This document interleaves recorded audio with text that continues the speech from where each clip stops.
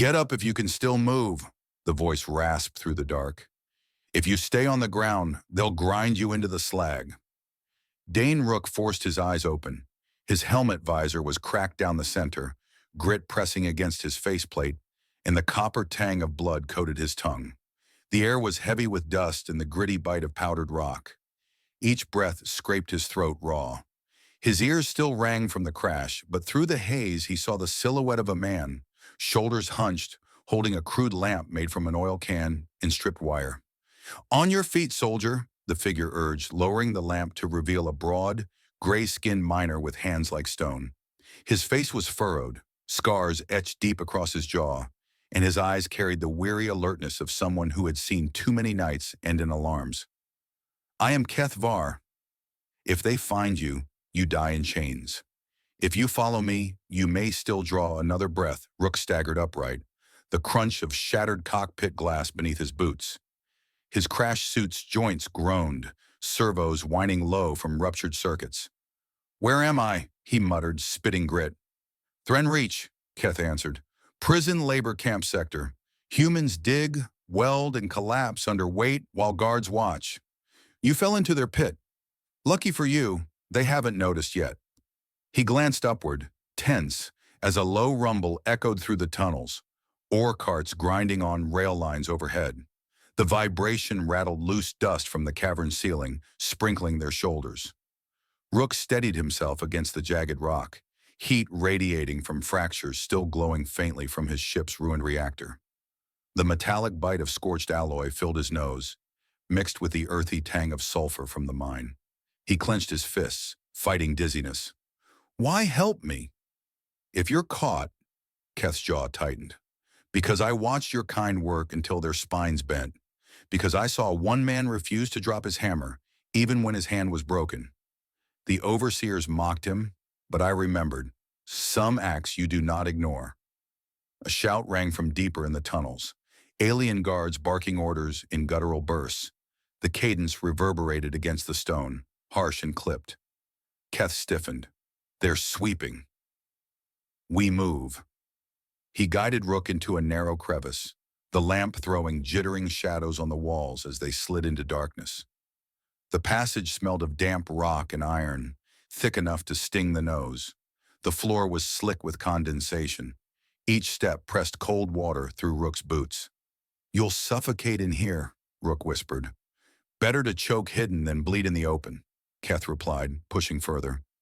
He paused to smear black powder across Rook's suit to mask the glow of the fractured circuitry. The powder clung to Rook's lips with a bitter taste. "Stay low. Their scanners pick up warmth. Stone shields us." The path twisted, tight enough, that jagged edges tore at his suit. Rook bit back a grunt as sharp stone ripped fabric across his shoulder, the sting of exposed skin quick under the scrape. Behind them, the clamor of boots struck the main shaft, echoing closer. The guards' lights flickered faintly through cracks, narrow beams cutting like knives through the rock. At last, they emerged into a hidden chamber where discarded ore carts rusted in silence. The stale air reeked of burnt lubricant and damp cloth. A half-broken tug rested against the far wall, its hull pitted with years of corrosion, but its comrig still blinked weakly. Keth gestured to it. "I kept this from the overseers, scavenged piece by piece. It cannot fly, but its beacon can still sing. If you know how to use it, you may tell your people what happens here." Rook's pulse hammered in his temples. He crouched by the beacon, prying open its casing with trembling fingers. The circuit sparked faintly under his touch, biting his skin with a static snap. "I can patch it. I can push coordinates, cycle data through compressed bursts." He looked back. "But why trust me? Why risk your life for this?" Keth knelt opposite, the lamplight painting hard lines across his weathered face. "Because one man saved me once. Not a soldier, one of your kind forced to mine beside me. He shoved me clear when a beam collapsed, though it crushed his leg. They executed him for slowing production. I cannot repay him, but I can repay you." The chamber shook suddenly, alarms shrilling down the shafts, red warning lights flashing dimly. Keth grabbed Rook's arm. "They found your wreck.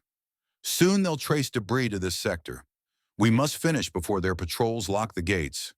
Rook's fingers flew across the panel, rerouting broken lines, soaring with quick snaps of wire and sparks that lit the chamber in bursts of blue-white glare.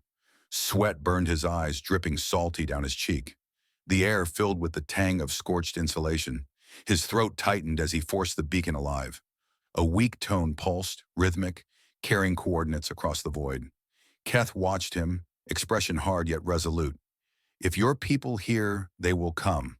But know this, when they come, the overseers will trigger the Punisher net. Camps will be purged. For every one of you they try to save, hundreds will be marked for death. Rook's hands froze above the panel, the words hitting like a hammer. What is the net? A command lattice. Every camp has nodes. If control is broken, if overseers feel threatened, they send the order. Gates lock. Bunkers ignite. Within minutes, no worker breathes. Rook swallowed hard, bile rising at the thought of entire barracks sealed and burned. Then if they come, they must be faster than the net. Keth nodded. Faster, smarter, willing to bleed. Nothing less. The beacon flared brighter, pulsing steady now, a heartbeat echoing through the chamber. Somewhere beyond, across cold space Earth would hear. Rook leaned back, chest heaving, his head pounding with the weight of exhaustion. Yet his eyes locked on Keth. You didn't owe me this. You could have left me to die. Keth's gaze held his without wavering.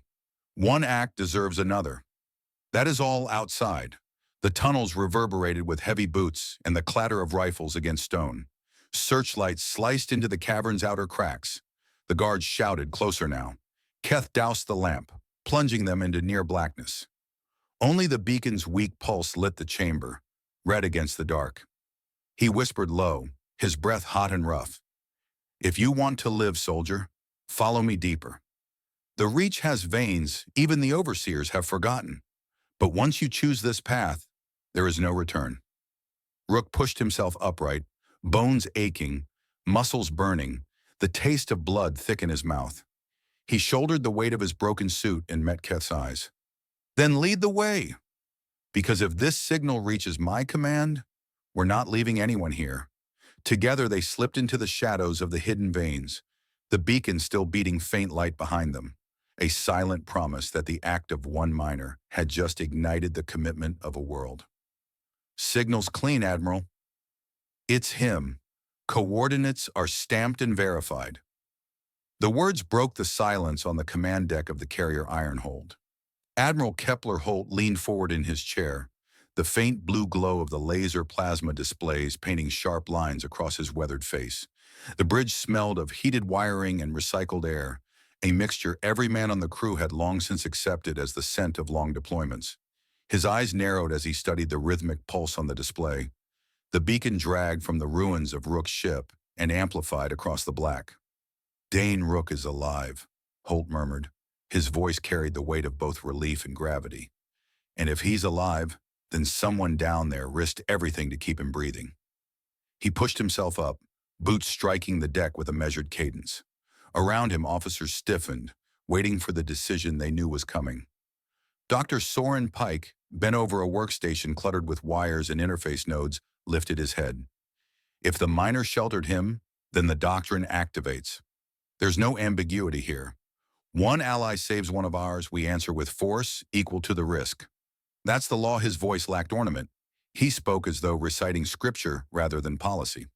Holt turned, meeting the eyes of every man gathered on the bridge. Gentlemen, we now stand bound by more than orders. We are tied by debt. If one miner lifted Rook from the dirt while overseers circled, then we owe that man's people more than thanks. We owe them blood and steel until every last captive walks free. The crew exchanged tense glances.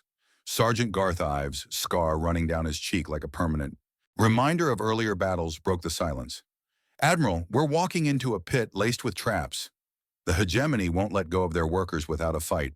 Camps are rigged with burners, barracks wired to explode, overseers holding the kill switch. If they sense us moving, thousands die before we even land. Which is why, Holt replied, voice like iron, we don't move blind. He gestured toward Pike. Pike brought up a shifting grid on the display, green pulses blinking in arcs across the reach. I seeded ghost beacons 3 weeks ago inside drifting ice fields. Each one hides in rock and debris, passive until we wake them. They've already mapped patrol arcs, relay chatter, and thermal blooms. We have a skeleton key for the battlefield before we step inside. Quinn Maddox, the navigator, rubbed at the back of his neck, his eyes flicking over the orbits. His voice carried the calm cadence of a man used to walking tightropes. If those readings hold, I can weave dropships down gravity wells the hegemony doesn't watch. Their sensors read background drift. Ours will see open lanes. None of it matters, Ives cut in, tone sharp. If our men can't breach the camps before overseers cut signals to the net, 2 hours is all we have once they sense interference. Less if they panic. He clenched his jaw, the knuckles of his hand whitening around the chair rail. Give me squads trained to break doors, cut comms, and carry the prisoners out before flames take them? Bram Olin, intelligence chief, leaned forward with a sardonic tilt of his brow. You'll get your squads. But remember, Sergeant, brute force isn't our only weapon. If we seed the channels with worker safety alerts and accident reports, their system will slow itself down. Bureaucracy is a chain tighter than iron when wielded properly. Holt let the voices run their course, listening to the rhythm of each man's conviction. Then he spoke, his tone final. We have our orders. The doctrine isn't optional. It was written so that no act of mercy toward a human would ever be punished with silence. If Keth Var, or whatever his name, saved Rook, then his family and every captive with them deserve extraction. The bridge fell into motion. Officers shouted bearings. Crews ran hands across console surfaces that glowed red with status updates. The carrier's spine trembled as auxiliary craft readied for deployment. The hiss of hydraulic locks, the sharp click of magnetic clamps disengaging, all rose into a symphony of preparation. Down in the hangar, Rook stood unsteady but alive, one arm bound tight in a sling. His eyes followed the organized chaos of Marines suiting up. Coil guns being checked, exosuits clamped shut. The clang of boots against the metal grating reverberated through the bay, each sound clear and solid. Ives strode over, helmet tucked under one arm. You're lucky, Rook. Miners don't usually bet their lives on strangers. Whatever he saw in you, don't waste it. Rook's gaze hardened. He saved me because someone once saved him. I won't forget it. When you breach those camps, don't leave a single one behind. Not one. His voice carried enough steel that men nearby turned, pausing in their work to hear the weight of his promise. Maddox called across the deck, his tone less sharp but heavy with purpose. You've got coordinates. I'll put you where the enemy doesn't look. But once you're down there, it's your grit that carries it. Rook managed a faint, grim smile. Then put us where it hurts the most. Pike entered the hangar, his coat streaked with grease, hands blackened from hours rerouting circuitry. He pointed to the line of cargo haulers disguised as oreships. These will take you in. The hegemony thinks they're filled with slag. In truth, they carry men and machines waiting to unseal cages. Olin, leaning against the railing above, raised his voice. Remember, once you're down there, I'll flood their channels. Every alarm will sound like a worker accident, every signal tangled with false warnings. Confusion will be your shadow. Holt arrived last, stepping onto the hangar floor. His gaze swept across the gathered men. You all know why you are here. Not because I ordered you, not because policy demands it, because one man in a mine chose to defy fear. And when that choice reached us, it bound us all. This is more than war. It is debt. And debt must be paid in full. The Marines responded not with cheers, but with a quiet, unified thud of boots striking deck plates, the sound echoing like a drumbeat through the bay. Rook closed his eyes for a moment, hearing that rhythm, and thought of Keth Var guiding him through the choking dark of the tunnels. He remembered the miner's steady grip on his arm, the bitter taste of ore powder smeared across his suit, the echo of alien shouts bouncing through stone. Those memories carved into him a vow stronger than armor. When his eyes opened again, the hangar lights flared brighter, illuminating the readiness of men who knew they carried more than weapons. They carried a doctrine that demanded answer for mercy. Above them, On the heads-up display spanning the hangar wall, the beacon pulse still blinked, steady and red, a heartbeat across the stars, calling them into debt and binding them to its rhythm. The order came down through Holt's voice, clear and unflinching. Task Force Nader moves tonight. And with that, the great carrier turned its nose toward the Reach, carrying with it not only soldiers, but the promise that one act of defiance in a mine would summon a storm that could not be ignored. Drop doors open. Masks on. We hit the shaft in 20 seconds, Sergeant Garth Ives roared, his voice cutting through the rattling confines of the disguised ore hauler. The deck vibrated under the weight of bodies as Marines locked rifles into harness clips and tugged. Oxygen seals until their masks snapped tight. Dane Rook stood among them, shoulder bound under a med strap but eyes sharp. The cargo bay smelled of sweat soaked into canvas and the bitter tang of machine grease. Above their heads, amber lights blinked in rhythm with countdown beeps from the heads-up display welded into the hauler's bulkhead. The vibration grew heavier as braking flaps deployed, shaking dust from every rivet. 5 seconds! Ives slammed his fist against the hatch. His face was streaked with grime, jaw clenched like steel. Remember, cut the relay trunk first. Nothing matters more. If they signal the net, we lose everyone. The doors split with a shriek of stressed metal, slamming wide to reveal the black throat of the mining shaft below. Cold air rushed upward, carrying the sting of sulfur and the coppery bite of raw ore. The Marines leapt in controlled bursts, magnetic boots catching on support beams as they rappelled down. Sparks rained where cutting torches met iron bolts, lighting the cavern like sudden lightning. Rook followed, breath rasping through his mask, ears ringing from the shriek of grinders. His gloved hand gripped the descent rope, heat from friction burning through fabric.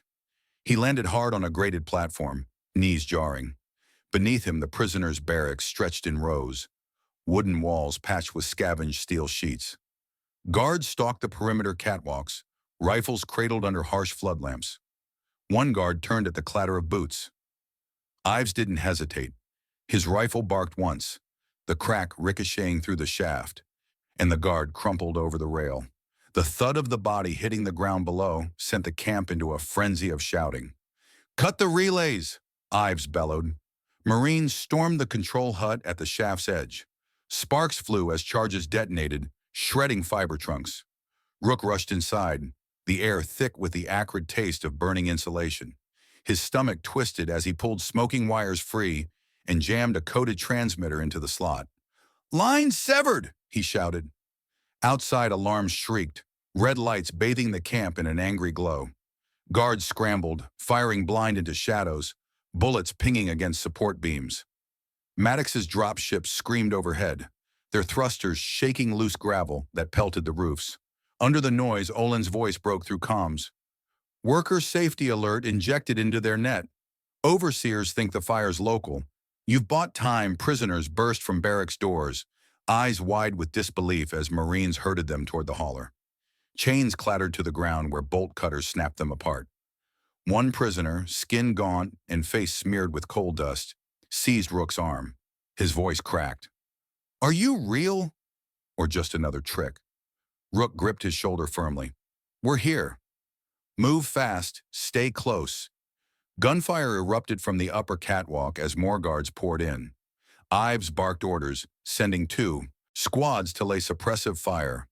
The rattle of coil rounds echoed sharp, each discharge lighting the gloom with streaks of red. Prisoners ducked low, stumbling over debris, coughing from the dust storm whipped by descending dropships.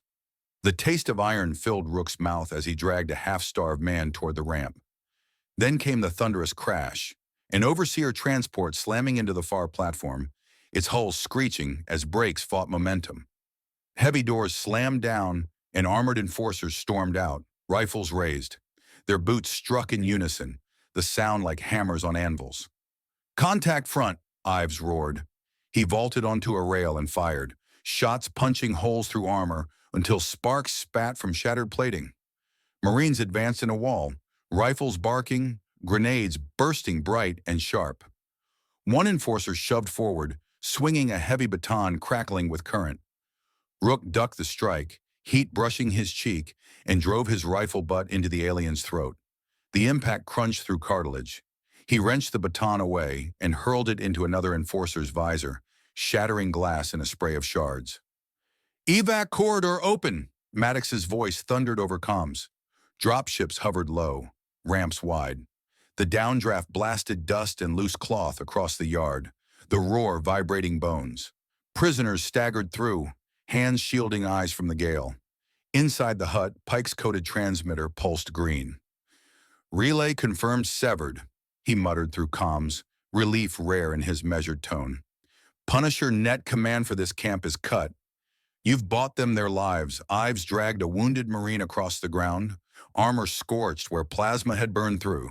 His teeth were bared, sweat cutting streaks through dirt on his face. "Load him.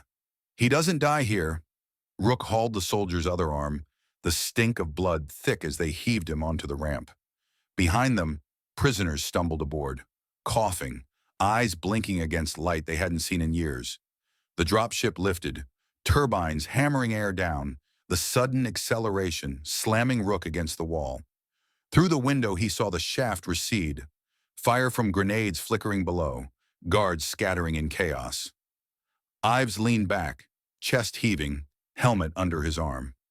He looked around at the crowded bay filled with gaunt faces and wide eyes. "One camp down," he growled. "Many more waiting. And they'll know we're coming now." Rook sat against the bulkhead, lungs burning, body shaking from adrenaline. He met the gaze of a prisoner across from him, a man with shackled wrists rubbed raw. The man whispered, almost too soft to hear over the roar. "You came back for us." Rook closed his eyes, exhaustion dragging at his bones, but his voice was steady. "We'll come back for all of you." Above them, Holt's order carried across comms, sharp as a blade. "Task Force Nader, regroup. Camp Alpha liberated. Prepare for next." Strike the dropship banked hard, stars tilting beyond the viewport, as Earth's soldiers vanished into the night carrying the first chain broken, and the promise of many more still to shatter. "Hard contact ahead." "They know we're coming." Maddox's warning cut across the comms as his dropship banked hard, throwing every man against their straps. The bay shook, bodies jostling, gear rattling in webbing. Outside, tracer fires streaked in red arcs across the black, sharp lines, carving through the darkness. Sergeant Ives barked over the roar. "Strap in tighter. We're going down through their crossfire." His voice had no tremor, just the flat certainty of a man who expected to drag his squad through hell. Dane Rook leaned forward, his stomach churning with the sharp tang of adrenaline that tasted like metal at the back of his throat. The dropship's cabin reeked of sweat, oil, and burned dust from overtaxed thrusters. He pulled his rifle close, knuckles tight on the grip, forcing his breathing steady. Every vibration of the hull felt like the heartbeat of a giant animal beneath him, violent and unpredictable. A violent jolt slammed the craft sideways. Prisoners screamed, soldiers cursed, straps groaned as the ship skidded through turbulent air. Sparks cascaded past the viewport as coilgun rounds shredded chunks of plating. Maddox fought the controls, shoulders locked, sweat running down his jaw. They've laid a net, cruiser above, corvette waiting below. They're pinching the approach. "Punch through," Ives snapped. "If we break off, the camp is lost." The ground loomed fast, rows of barracks lit by harsh lamps, fencing topped with arcs of sparking wire, overseers scrambling to seal gates. The smell hit before they touched dirt, burning slag, sour smoke, and the bitter bite of scorched rubber. The landing struts groaned as the dropship slammed down, jarring every bone in Rook's body. The ramp dropped, floodlights stabbing outward into chaos. "Out! Move!" Ives roared, leaping into the storm of fire. Rook bolted after him, the heat of plasma bolts grazing so close he felt his skin prickle beneath his armor. The air was a storm of noise. Rifles hammering, men shouting, the crack of rounds ricocheting off fencing. Prisoners' voices cried out from behind sealed gates, raw with terror. One prisoner clutched the bars, face gaunt, eyes wide. "They're arming the scuttles! They'll burn us alive!" His words shook with desperation. Ives didn't look back. "Cut those nodes now!" Marines split into fire teams, sprinting through mud that sucked at their boots. Rook dove behind a slag mound, stones biting into his ribs as shots tore overhead. He shoved a charge onto the nearest relay trunk, thumbed the trigger, and rolled aside as it burst in a shower of sparks. The stink of molten plastic filled his mask, acrid and choking. Above them, the cruiser fired. The shock wave ripped across the camp, rattling steel, frames, sending dust raining down like ash. Prisoners shrieked, guards scrambled, and the earth itself seemed to tremble. Maddox's voice blared. "We've got 90 seconds before the Corvette locks its flechettes on the yard. You don't have that long." Rook sprinted to another relay, lungs burning, every step hammering through mud. He slammed his rifle butt into a guard's jaw, teeth scattering across the dirt, and kept moving. Behind him, Ives fired short, brutal bursts, each one knocking overseers from the catwalks in showers of sparks. Then the sky split open. From above, flechette storms ripped through the air, thousands of razor fragments hissing down like rain. Barracks roofs shredded in an instant, timber exploding, sheets of metal twisting into shrieking fragments. Screams filled the yard, soldiers and prisoners alike clutching wounds that opened faster than they could breathe. "Shields up!" Ives roared. Marines dragged foam projectors into position, barriers erupting into solid walls that quivered under the onslaught. Splinters struck the barrier edges, slicing grooves into the mud where they hit. Rook dove behind the cover, chest heaving, the sharp tang of blood in his throat. He grabbed a wounded Marine by the collar, dragging him back as his boots slipped in the muck. "Stay with me, soldier!" he shouted, voice raw. The man's eyes fluttered, teeth chattering. "Theta's gone. Too many of them." His words trailed off, and Rook pressed a palm against his chest, feeling the faint rhythm struggling to hold. He snarled under his breath and looked up. Ives was beside him, face streaked with grime, eyes blazing. "We can't pull them all. If we stay, we lose every ship in the sky." Rook's gut twisted. Beyond the barriers, prisoners pounded against locked gates, their fists bloodied, their voices cracking. "You can't mean to leave them." "Command is clear," Ives growled. "You hold the line, you lose the war. Sometimes you pick who breathes today." His rifle barked again, spitting fire into another wave of overseers rushing through the smoke. Rook clenched his fists, rage boiling in his chest, but he saw the truth in the carnage. The Corvette above them fired another volley, tearing a barrack into flaming shards. If they stayed longer, the field would become a graveyard. Maddox's voice cut through, tight with strain. "Extraction window closing. 30 seconds. Get whoever you can and pull out. Now." Ives slammed a fresh clip into his rifle, firing steady bursts to cover retreat. "Load the wounded first. Get them on the ramp." Rook grabbed two prisoners, hauling them by their chains, forcing their stumbling feet forward. Every breath tasted like smoke, his throat raw, vision blurred from grit in his eyes. He shoved them up the ramp, turned back, grabbed another. His muscles screamed, but he refused to stop until the bay was jammed with bodies. The ramp groaned closed. Maddox pulled them, skyward, thrusters blasting dirt into a storm beneath them. Through the viewport, Rook saw Camp Theta swallowed by fire, barracks collapsing, prisoners still screaming behind sealed gates, overseers laughing as they hit scuttle triggers. His chest ached as though a weight crushed it. He slammed a fist against the wall, his knuckles bleeding. "We left them! We left them to die!" Ives stood over him, face grim, voice flat. "You saved as many as could fit on this bird. Don't fool yourself." It was the only choice. Rook looked into the eyes of those huddled in the bay. Gaunt faces streaked with tears, and knew the sergeant was right. Yet guilt bit deeper than any wound. His vow burned stronger. Theta would not be forgotten. Above them, Holt's voice came across the comms, heavy with command yet edged by something quieter. "Task Force Nader, Camp Theta is compromised. Regroup and prepare for new orders." The mission continues. The dropship banked, carrying them away from fire and death. The survivors clung to each other, trembling, eyes wide, their whispers barely louder than the groan of the ship. Rook closed his eyes, the screams of Theta echoing in his ears. and swore silently that this debt would be paid in full. "They're adapting faster than we can pull prisoners," Admiral Holt said sharply, his hand slamming the railing of Ironhold's command deck. The echo carried through the bridge, a metallic crack that silenced even the background chatter of the crew. On the laser plasma display hovering above the central dais, icons of liberated camps blinked green, but beside them a new set of red nodes flared like open wounds. Theta was bait. They wanted us in that crossfire. If we keep striking head-on, the hegemony will grind us into attrition. Dane Rook stood near the display, arms folded, shoulders still strapped from wounds sustained in Theta. He hadn't slept since leaving that firestorm. Every time he closed his eyes, he heard the fists of prisoners pounding against gates they hadn't managed to cut. He swallowed the taste of bile that rose with the memory and forced his voice to stay level. "They've mapped our landing rhythm. Every camp has the same staging layout, water cisterns on the edge, barracks clustered in the middle. They know we always breach where the prisoners are closest to exit points." He shifted his gaze to Holt.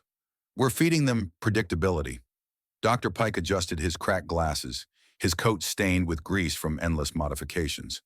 He spoke in clipped tones, deliberate, as though each word were a tool he weighed before use. "Then change the metric. Stop chasing cages one at a time. Take the authority from them altogether." He tapped a sequence on the console and the display flickered, red nodes spreading into a lattice of lines. "This is their ledger system. Every overseer must report output to claim quotas, and liquidation orders are authenticated through shard keys, hidden in command hubs. If we capture the shards, we break the net's authority." Sergeant Ives leaned against a bulkhead, helmet under his arm, face dark with soot from Theta's firefight. "You're saying stop pulling people and start pulling paper?" His tone dripped with skepticism. "Not paper," Pike replied. "Proof. Control. Without shard authentication, overseers cannot trigger coordinated burns. They'll panic, act local, but the automated kill chains fall silent." Rook stepped forward, anger heating his words. "You're suggesting we ignore prisoners while we chase their files?" "No," Pike said firmly, his voice cutting through the tension. "I'm saying we buy them survival by dismantling the execution system. If you want them alive long enough to reach you, you need the shard keys." Holt's gaze moved between the men, his jaw tight, the glow of the display carving deep shadows into his face. "If this is wrong, we trade flesh for empty archives. If it's right, we carve the net out from under them." He turned to Rook. "What's your read?" Rook felt the weight of Theta on his chest. He saw again the prisoners screaming as flames took the barracks. His fists curled tight. "We take the shards. Otherwise, every rescue ends like Theta Olin, who had been silent until now, finally spoke from the corner, his tone dry, sardonic. "And once we have them, I'll leak them. Send every shard broadcast into compact channels.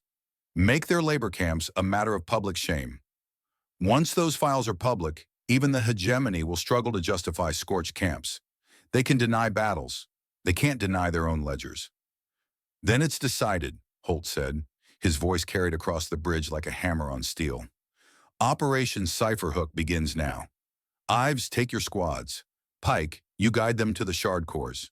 Maddox, you keep them breathing long enough to get there. Olin, prep the feeds. Rook," his eyes locked on him, "you're with Ives. You've seen their tunnels. You know what desperation smells like. Don't waste that knowledge." The hangar thundered with activity, dropships lined in rows, ramps lowered, Marines tightening straps, gear clattering against armor. Sparks from welding torches burst in showers of light as Pike's technicians fitted coated transmitters into packs. The air was thick with the oily tang of lubricants and the sharp bite of ozone from power couplings sparking under strain. Ives moved through the squads, voice carrying like a drill hammer. "This isn't about scoring kills. This is about stealing their knife before they cut throats. You cut in, you hold long enough for Pike's team to pull the shard. Don't think glory, think survival." Rook checked his rifle, the worn grip slick beneath his gloves. His stomach tightened as he remembered the prisoner's whisper at Theta. "You came back for us." He would not hear another voice like that fade into fire. The dropship ramp groaned closed. The cabin went dark except for red strips of light and the steady beep of countdown timers. Maddox's voice crackled in their ears, calm, measured. I've got a blind corridor. You'll slide beneath patrol arcs. If they catch you, it will be because you lingered too long. The descent pressed them against their harnesses. The air grew hot with friction, filling the bay with the taste of scorched dust and burning grease. Rook clenched his teeth, forcing himself to breathe slow, steady. He looked around at the men packed shoulder to shoulder, faces smeared with grit, eyes hard. He knew every one of them carried the memory of Theta in their silence. The ship slammed into the ground with a jarring thud. The ramp snapped open, air rushing in thick with ash and the sour stink of slag heaps. The night was lit by the glow of furnaces on the horizon, fires painting the camp in shades of orange. Sirens wailed, overseers shouting commands in guttural bursts. "Go!" Ives shouted, charging down the ramp, boots crunching gravel. Marines poured out, rifles barking, sparks spraying from catwalks where guards toppled. Pike's team hauled a heavy case between them, its surface etched with glowing codes. Rook sprinted with them, heart pounding, lungs raw from the acrid smoke. His boots splashed through puddles of black water, the taste of sulfur coating his tongue. He slammed into the wall of the command hub, pressed close as shots ripped past. The concrete was rough against his gloves, the impact jarring bone. Inside, Pike's voice was taut. "Keep them off me." He crouched by the core, fingers dancing across the panel, wires snapping under cutters. Sparks flew, stinging Rook's cheek.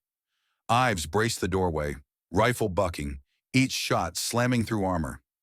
"They're coming heavy!" His tone was a growl, like stone grinding under pressure. Rook fired until his clip ran dry, ears ringing from the recoil, the sharp crack echoing in his skull. He slammed a fresh magazine in, sweat dripping into his eyes, stinging. Then Pike shouted, triumph cutting through the chaos. "Shard extracted!" He hoisted the glowing drive, its light reflecting in his glasses. "We've cut this node from the net." Olin's voice snapped through comms. "Send it now." Every second counts. Pike jammed the drive into the transmitter case. A green pulse flashed, broadcasting into the ether. Outside, overseers hesitated, their voices uncertain, as if their orders faltered mid-command. The sirens sputtered, lights flickering. Ives slammed the butt of his rifle into the wall, voice roaring with raw conviction. "You see that? Their leash is broken." Rook looked out across the yard, prisoners watching from behind gates, their faces lit by firelight and confusion. He raised his voice, letting it carry over the din. "The net can't touch you now. You will live to walk free." The prisoners erupted into shouts, fists banging against gates, no longer in despair but in rising fury. Above them, Maddox's voice crackled again, sharp. "Extraction lane closing. Get out before they regroup." Ives shouldered the wounded, dragging them toward the ramp. Rook pushed Pike's case up the slope, muscles straining, the weight digging into his shoulders. Every breath burned like fire, but he drove forward. The dropship lifted, heat slamming into their faces, the yard falling away beneath them. Rook leaned against the wall, chest heaving, the shard case glowing beside him. His eyes closed briefly as relief washed through his battered body. For the first time since Theta, he felt they had taken something back. Not land, not prisoners yet, but the leash itself. And with that, the hegemony's noose had begun to loosen. "Contact!" Flagship entering the reach. The cry came from the comms pit, and every head on Ironhold's bridge turned toward the laser plasma display hanging over the command dais. A crimson icon the size of a clenched fist pulsed at the edge of the grid, dragging escort signals in its wake. Admiral Holt's jaw tightened as though the muscles in his face had turned to stone. "Primarch Val himself," he said, his tone carrying the gravity of a funeral bell. "He's here to end this campaign in one stroke." The deck vibrated with distant thunder as the exactor appeared beyond the refinery ring, a beast of steel and fire. Its profile filled the viewing ports, a slab of armored plating, spinal coil array glowing like a burning scar across its length. Around it, smaller ships flitted like hawks shadowing a predator. The sight alone pressed the breath from men's chests. Sergeant Ives spat on the floor and muttered, "That gun could tear this carrier in half before we blink." His words were not defeat but warning, carved from the practical instincts of a soldier who measured survival in minutes. Dr. Pike stepped forward, his hands trembling slightly though his voice was steady. "This is the moment. Every tether we planted, every mass driver we corrupted, it all leads to this." His eyes gleamed with a kind of cold resolve. "We cannot outgun the flagship, but we can turn the ring against it." Holt nodded once, then ready the plan. "If it works, Val's flagship will cripple itself. If it fails," he did not finish. He didn't need to. Every man on the bridge felt the weight of the gamble pressing against their ribs. Down in the hangar, Rook paced among Marines strapping into their gear. The air was thick with the stink of sweat, scorched grease, and the sting of hot iron from welding torches. Sparks fell in bursts as technicians bolted harpoon rigs onto dropships. The sound of riveters hammered into his skull, each strike a countdown to the inevitable clash. Keth Var, the miner who had once pulled him from rubble, approached, hands blackened from ore dust, eyes fierce. "We've mapped the ore sluices. If we flood them on your signal, their fighters won't launch. The racks will jam under tons of gravel." Rook clasped the alien's shoulder. The texture was rough, calloused skin hardened by years of mining, and for the first time since Theta, Rook felt something close to hope. "Then stand ready. When we strike, you drown them." Minutes later, Maddox's calm voice threaded through comms. "Exactor is aligning coil arrays. 30 seconds to firing solution. If we wait, Ironhold will not survive." Pike hunched over the control hub, sweat dripping onto his stained collar. "Mag tethers synced. When the drivers launch, the ring will jerk like a sling." Exactor won't have time to realign. Ives strapped his helmet on, visor sliding into place. His voice carried across the bay, clipped and hard. "Everyone here knows what's at stake. Hold fast, strike hard, and don't die unless it buys someone else another breath." The first salvo tore through the void, a streak of incandescent light that grazed the refinery ring. The shock made the entire structure groan, the screech of twisting steel echoing across the comms. "Now!" Holt barked. The drivers fired. Ore slugs the size of houses ripped down warp tracks, their recoil jerking the ring violently. Mag tethers snapped taut, dragging a tethered asteroid barge out of orbit and into Exactor's path. Val reacted, ordering his coil arrays to fire. But the timing betrayed him. The flagship's blast sheared into the barge at the wrong angle, shattering it into a storm of jagged debris that slammed into Exactor's hull. The noise carried even through the comms, like thunder rolling through an iron cavern. Fragments sliced sensor towers clean off. Armor plates buckled, ventral coils ruptured in fountains of sparks. Fires spewed from rent seams, and the ship's thunderous momentum faltered. "Open seam detected," Maddox called. His voice was urgent, taut. "Boarding wedge has a window. 70 seconds, maybe less." Ives grinned, a feral slash of teeth. "Then we take it." The dropships roared from their clamps, shoving men into their harnesses. Rook braced against the ramp wall as the craft hurtled toward the glowing wound in Exactor's side. The air was hot, acrid smoke filling his nose as the wreck loomed larger. They smashed through the breach, metal shrieking, sparks raining like molten stars. Inside, corridors were lit by flickering strips, alarms wailing. The heat was suffocating, thick with the stench of scorched circuitry and oil. Ives surged forward, rifle bucking, every shot echoing through the hull. Marines followed, boots slamming against steel floors, slick with hydraulic fluid. Rook covered their flank, the recoil of his rifle rattling his bruised shoulder. Pike's voice crackled in their ears. "You have to reach the shard core. It's buried near their command nexus. Without it, their scuttles still function." "Then we carve through," Rook growled.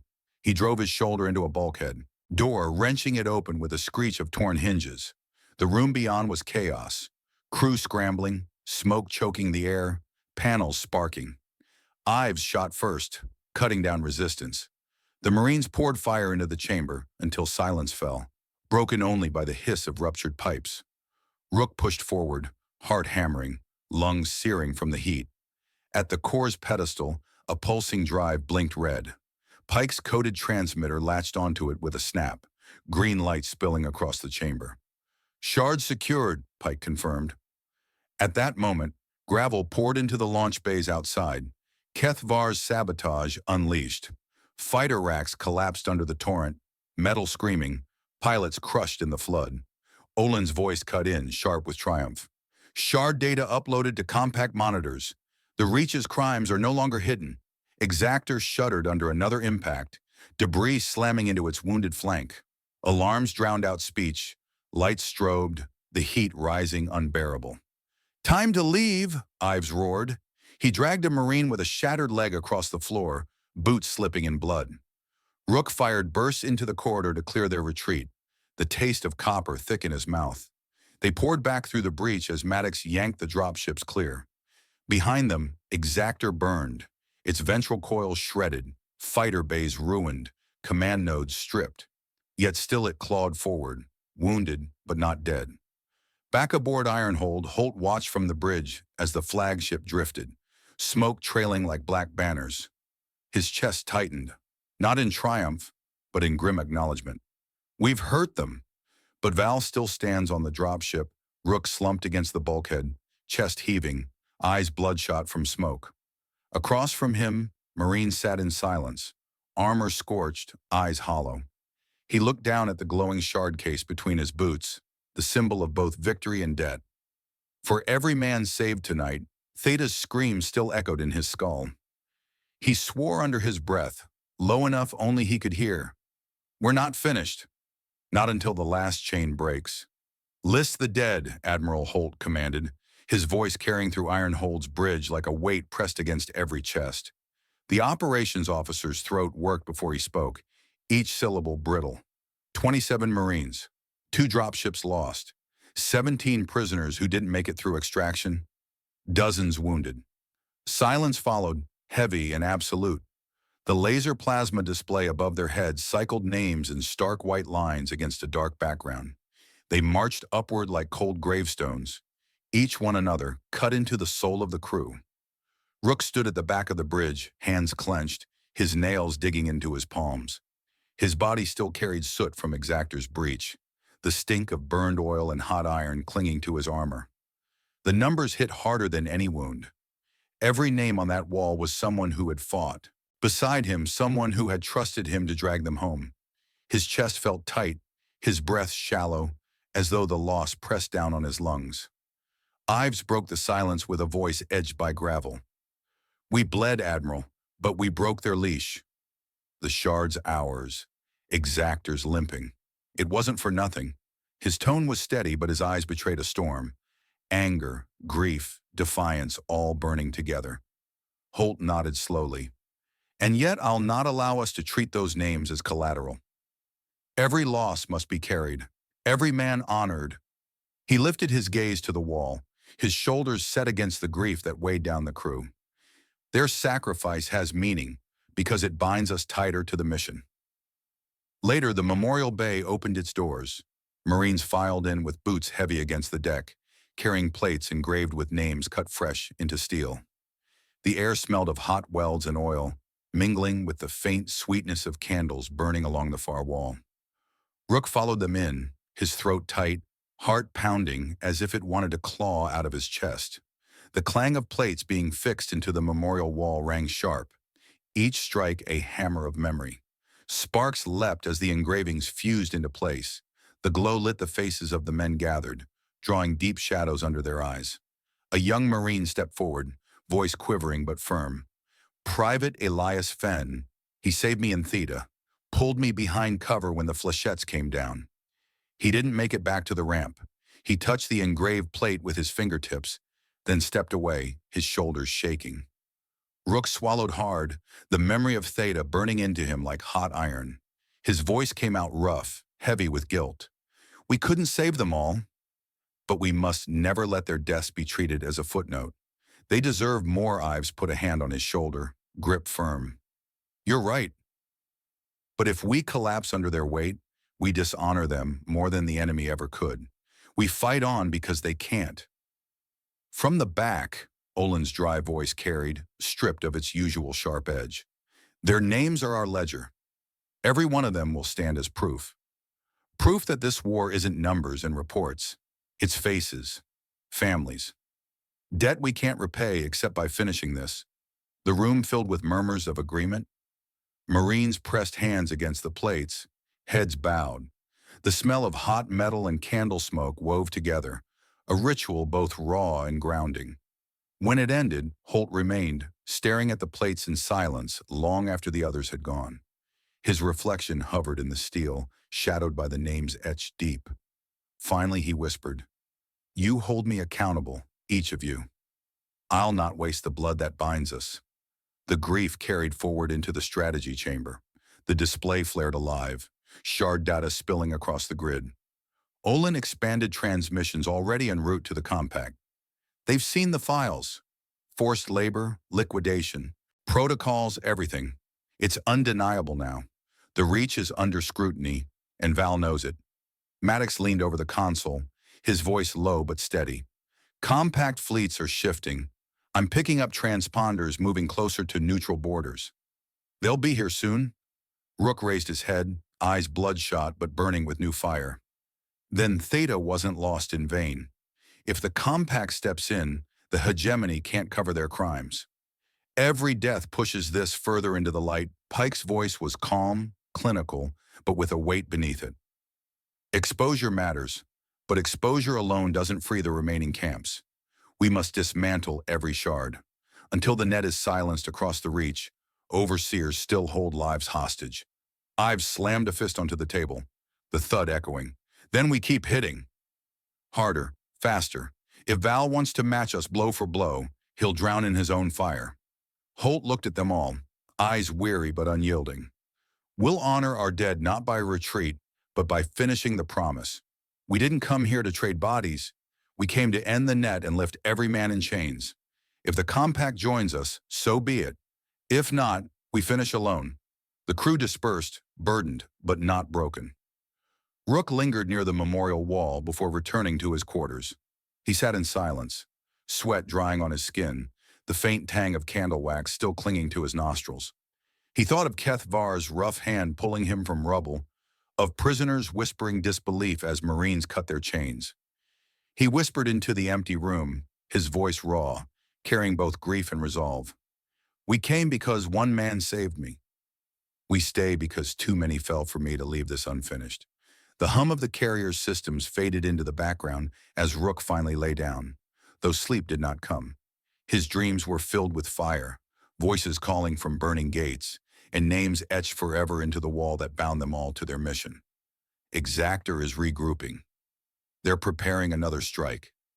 Maddox's voice cut through the bridge with a cold clarity, his eyes never leaving the shifting symbols across the heads-up grid. Admiral Holt leaned closer, the weight of fatigue in his posture, but none in his tone. They'll fire again, even crippled. Val can't retreat without clawing something back.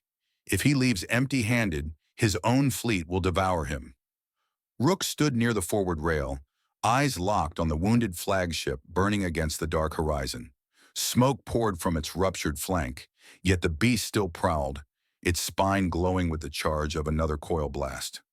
His throat was raw, his body screamed with exhaustion, but none of it mattered. He thought of Theta. He thought of names etched onto the wall, still glowing hot in the memorial bay. Pike's voice broke the silence. If that weapon fires, the prisoners in Delta and Zeta camps won't live to see the morning. Their barracks are within, line of sight, a single discharge, and they're gone. Then we don't wait for them to fire, Ives growled, jaw clenched, helmet hanging from one hand. His face was streaked with grime and sweat, his eyes red. We cut out what's left of the net before he pulls the trigger. Force his hand to nothing, Holt turned to Rook. You've carried this fight from the ground. What say you? Rook's voice was hoarse but unwavering. We go back down. We break the final shards. We free Delta and Zeta before Val has the chance to kill them. If we leave it half-finished, then all the deaths mean nothing. The Admiral gave a single nod. Then Cipher Hook ends tonight. The hangar roared with activity, every surface alive with men moving, boots hammering, steel floors, loaders slamming crates into bays. the acrid tang of welding sparks mixed with the musk of sweat, the air heavy and hot. Marines strapped in with faces set, jaws tight. They knew this would be the last push. Rook checked his rifle, the stock scarred, the grip worn smooth from use. Keth Var stood beside him, the miner's heavy hands tightening straps around a satchel filled with explosives. His rough voice rumbled low. "My clan owes you more than words. When you open those gates, we'll drag every overseer screaming into the dust. Just get the prisoners clear," Rook said. "We'll handle the rest." The dropships thundered into descent, rattling teeth and bones. The smell of scorched dust filled the cabin as the atmosphere clawed at their hulls. Inside, men tightened to grips on rifles and muttered short prayers beneath their breath. They landed hard in Delta's yard. The ground shook under the weight, dirt exploding into clouds that stung eyes and mouths. Overseers were already waiting, rifles flashing, beams scorching the mud. Prisoners shrieked from behind locked gates, chains clattering in terror. Ives led the charge, rifle bucking against his shoulder, the recoil slamming through his frame. Marines poured after him, firing in disciplined bursts, every round cutting through armored foes. Rook darted left, rolling into the cover of a slag mound, ears ringing from the thunder of fire. The dirt reeked of blood and hot iron, grit sticking to his tongue as he spat. "Relay trunk is on the far side," Pike called, crouched over his kit as shots cracked overhead. "I need 90 seconds once I'm in." "You'll get 30, Ives barked, laying down fire. Rook sprinted, lungs burning, heart pounding, every muscle screaming. He shoved his rifle butt into a guard's visor, shattering it in a spray of shards, then drove his boot into the alien's chest, feeling ribs cave beneath the strike. The relay hub loomed ahead, cables writhing like veins across the ground. Pike fell beside him, hands moving fast, cutters sparking, wires spilling smoke. Sparks stung Rook's cheek as he held the line, firing burst after burst into shadows rushing closer. Every recoil rattled through his wounded shoulder, but he refused to let it slow. Then came the shattering boom of the exactor firing, the horizon lit with white fire, the ground trembling beneath their boots. Dust rained from the sky. Everyone froze, breath caught, yet the barracks still stood. Maddox's voice came through, ragged with urgency. "They fired blind." Sensors crippled from debris. "But they'll recalibrate." "Finish it," Pike shouted, triumphant. "Shard disabled." Net severed for Delta. Ives grabbed the radio. "Olin, broadcast it. Let Val know he can't touch them." Olin's dry tone carried fire. "Already done." Every overseer knows the leash is cut. His commands are nothing but static now.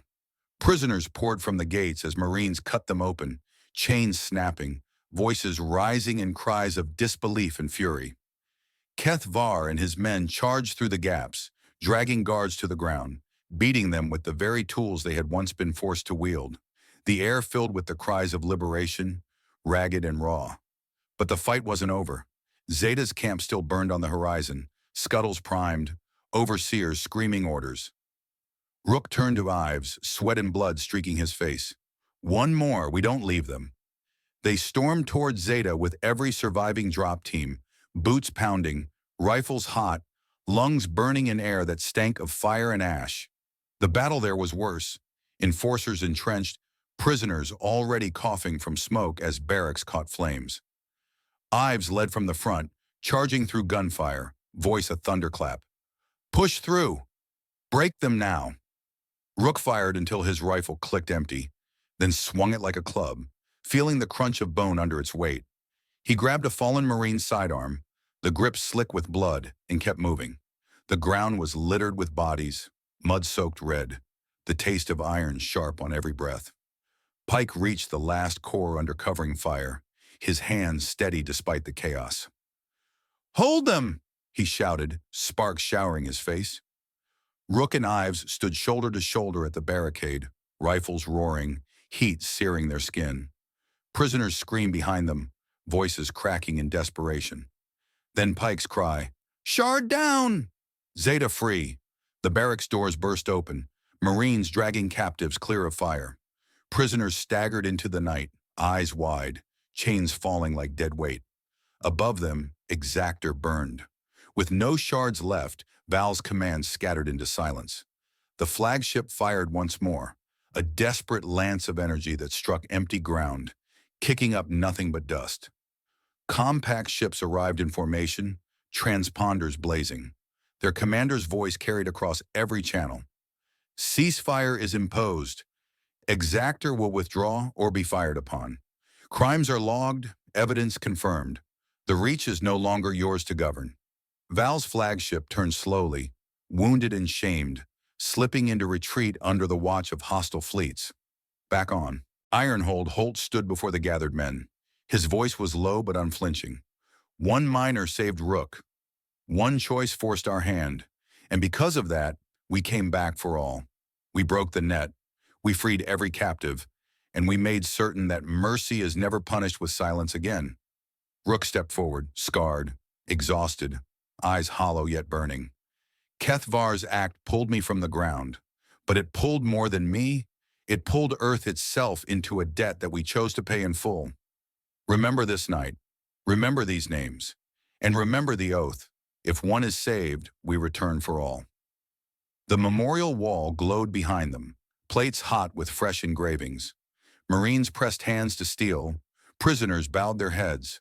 Compact observers watched in silence. The bay was filled with the scent of hot welds, candle smoke, and the salt of tears shed without shame. In that moment, the doctrine was not theory, but truth carved in blood and fire. The one saved clause would ripple across every star, a warning and a promise. Humanity had spoken, and the galaxy would never mistake silence for weakness again. If this story gave you chills, smash that subscribe button for more thrilling HFY tales where humanity turns the tables against impossible odds. Now we want to hear from you. If Earth's fleets owed you the one saved clause, which world or which people would you call them back for? Drop your answer in the comments. We read every single one. Thanks for watching Stellar HFY, where strategy wins wars and mercy changes galaxies. See you in the next story.